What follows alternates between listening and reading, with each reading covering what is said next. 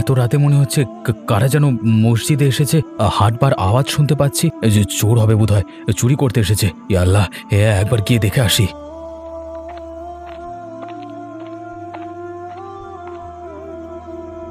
হে আল্লাহ, কে ওখানে? কে ওখানে? উত্তর দিন। আরে সাবধান, কে?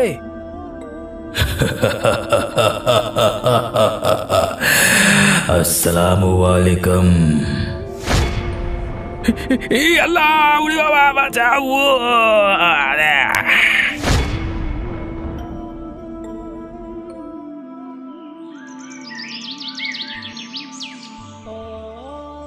আরে বাপরে, এই ছেলেটা পড়ে আছে মাটিতে, মনে হচ্ছে অজ্ঞান হয়ে গেছে। এই যে শুনছো, তুমি ঠিক আছো? আরে চোখ খুলেছে, জ্ঞান ফিরছে বোধ হয়।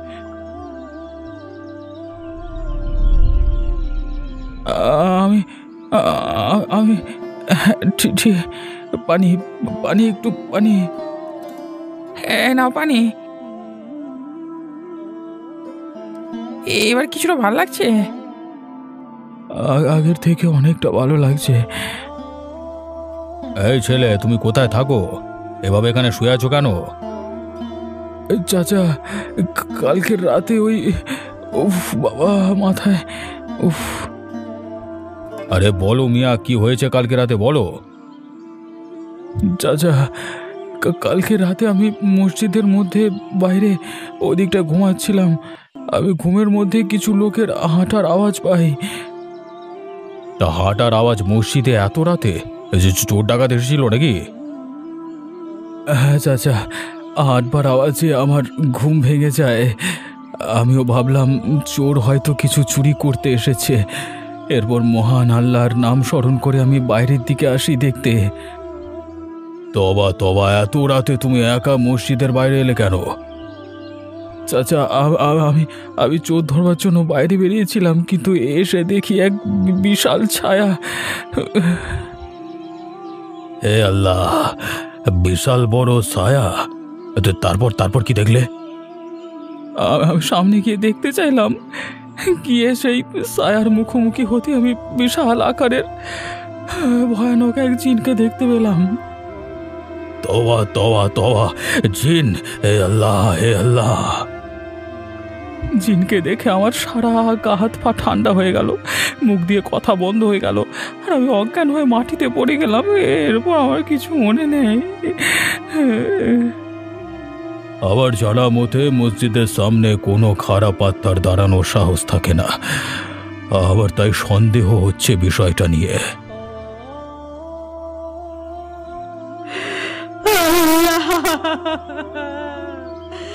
আমাকে তুমি কোন পাপের শাস্তি দিলা আল্লাহ? আমার সোহাগকে তুমি কেড়ে নিলে, আমার সব শেষ হয়ে গেল।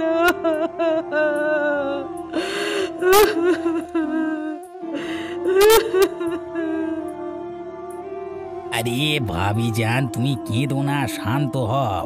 এই যা হবা তা তো হয়েই গেছে। কখনো কখনো আল্লাহ তাআলার বিচার আমরা বুঝতে পারি না। কোন জন্মের পাপের শাস্তি আমাদের দিলেন কে জানে। আমার শাহিদুল মিয়া কত নেক মানুষ ছিলেন, দিনে 5 বার নামাজ আদা করতেন। ওর যেন জান্নাত নসিব হয় আল্লাহ।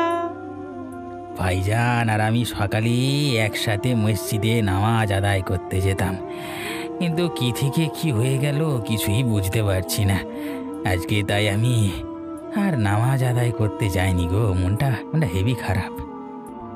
এই রোজার মাস একসাথে ইফতার করতাম, সকাল থেকে আমাকে কতবার বলতো, বেগম খেজুর কিন্তু রেখো মনে করে। উনি খেজুর খেতে ভীষণ ভালোবাসতেন। আহারে, আল্লাহ কি কেহের দিল তোমার মাথার উপর এই রমজান মাসে। আমার মাথা থেকেও ভাইজানের ছায়া কেড়ে নিল। আল্লাহ, আল্লাহ, এ তোমার কেমন বিচার! আমাকে বলেছিল তোর চাচা আসছে, ঈদে আমাকে সোনার নাকের দুল দেবে। হায় হায় আল্লাহ, আমি আর পারি না সইতে, তুমি রহম করো হে পরওয়ারদিগার। বেচারা খালা। এই যে একটা গভীর রহস্য, তুমি জানো না ভাবি? আরে ভাইয়া আর কোনো দিন তোমার কাছে আসবে না। ভাবি কি হয়ে গেল বলো তো?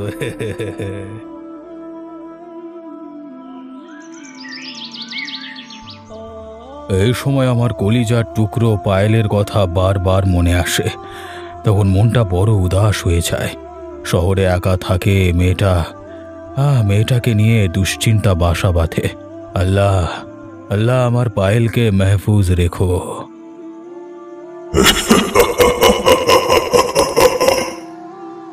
আরে আরে উঠানে কে এত জোরে জোরে হাসছে? একবার দেখি তো এ সময় কে এলো উঠানে।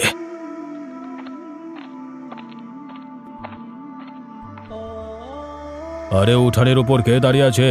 এই যে শুনছেন, কেউ আছেন? কে আপনি? দেখ তো ভালো করে, চিনতে পারিস কিনা। হে আল্লাহ, এ তো চিন। বাবা, বাবা। আলিমুদ্দিন, আমি শহীদুল। সালাম আলাইকুম। ভয় পেও না ভাইজান, আমি তোমার কাছে আমার দুঃখের কথা বলতে এসেছি। আল্লাহ রে, বাবা বাঁচাও বাবা। না না, আমাকে ছাড় রে বাবা, পালাই ওখান থেকে বাবা রে। আমার সাথে অন্যায় হয়েছে চাচা, আমি সেটা জানাতে এসেছি। ভয় করবেন না, আপনি দয়া করে আমার কথা শুনুন। আপনার কাছে আমি বিচার চাইতে এসেছি। ওরে আল্লাহ, বাঁচাও আমাকে। ওরে বাবা রে, বাঁচাও, মেরে ফেললো জিনে।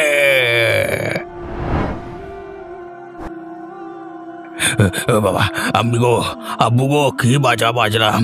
ও জান ফিরে পেলাম। আল্লাহ আল্লাহ, তোমার শুক্রিয়া, অনেক শুক্রিয়া তোমার কাছে আমার জান বাঁচানোর জন্য বাবা।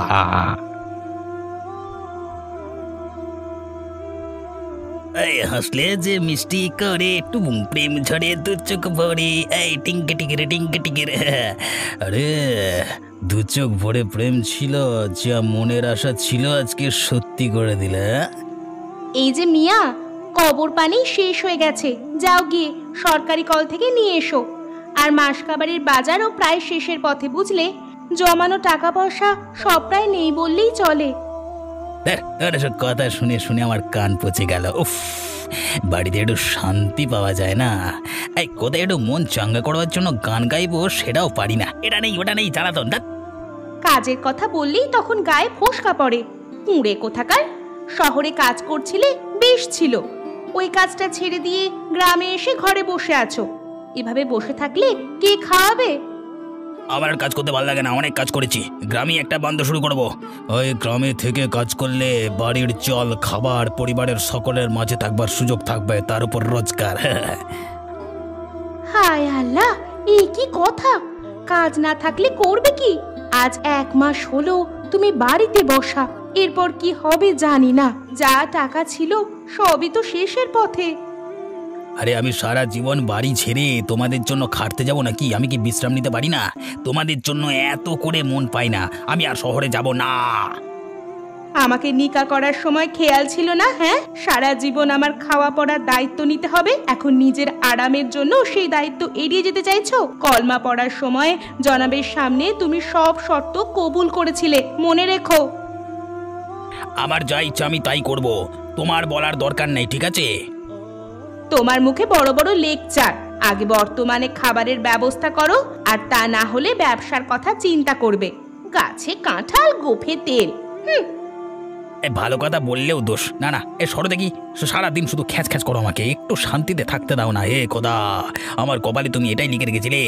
তোমার সঙ্গে এক সংসারে থাকা সম্ভব না। আমি চললাম। দেখ,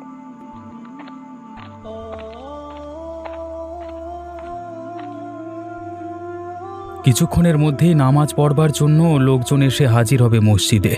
সব কাজগুলো সেরে ফেলি তাড়াতাড়ি। একা হাতে এত বড় মসজিদের কাজ সামলানো বড় কঠিন।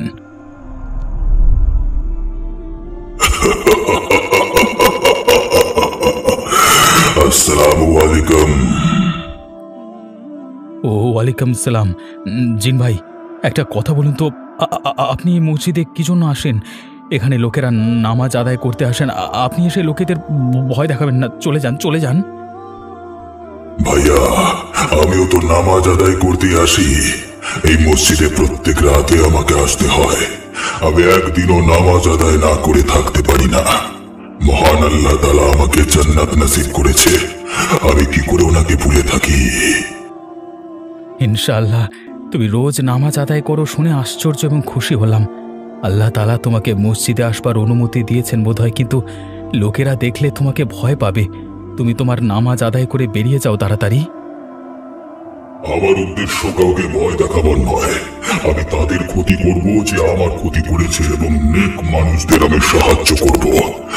আমি আমার নামাজ আদায় করা হয়ে গেলেই চলে যাব। ভাইজান, ভাইজান, আমি জানতে চাই আপনার মৃত্যু কিভাবে হয়েছিল, স্বাভাবিক না অস্বাভাবিক? আপনি জীবিতকালে কোথায় থাকতেন? আপনার পরিবারের কে কে আছেন, এখনো জীবিত? ভাইয়া, আমার নামাজ আদায় করবার সময় হয়ে গেছে, তাই এই মুহূর্তে কিছু বলতে পারবো না।